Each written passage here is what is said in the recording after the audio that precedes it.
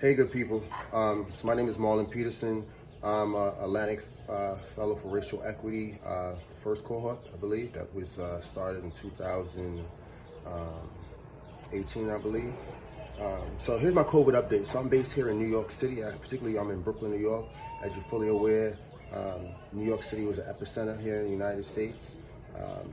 And today, as of today, May 20, May 26.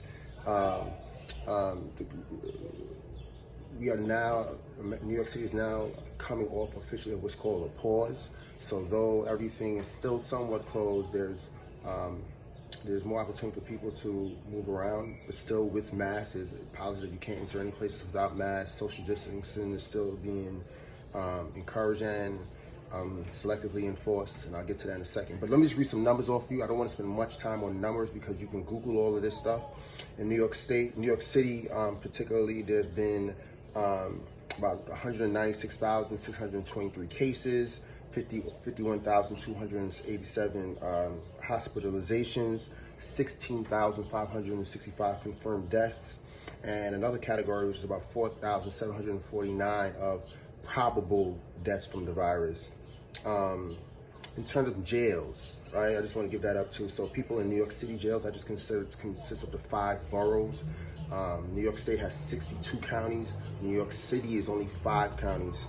In New York City jails, the number of people who've been affected so far as of May 22nd, with 357 people in custody, so it's incarcerated folks.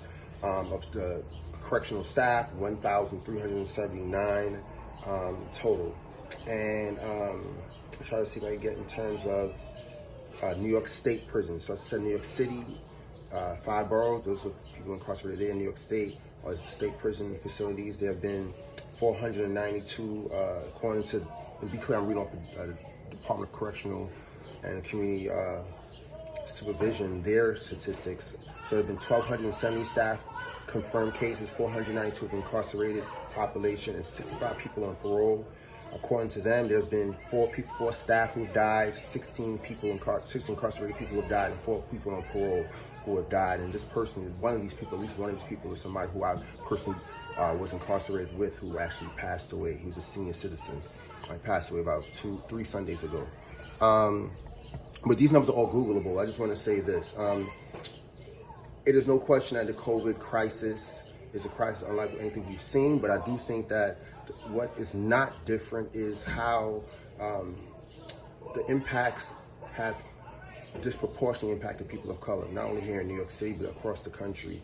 The many states who have given out, have put out statistics that shows that people of color, particularly poor people of color, are the ones who have been predominantly impacted. So I don't think I'm saying anything new to anybody here particularly, but I would say is that any efforts that we are engaged in to bring relief to in any way, whether it be in the economic space, whether it be in the housing space, whether it be in the health, education, any place that we're looking to bring relief and support and solutions to, understand that we need to come with, not only with an equity lens, but straight up with a Black people and brown and indigenous folks lens in terms of how these folks, us, how we sort of feel, what we think the answers or solutions and remedies and what support really needs. We need to be able to have the approach of overdoing the input from people of those disproportionately impacted population, because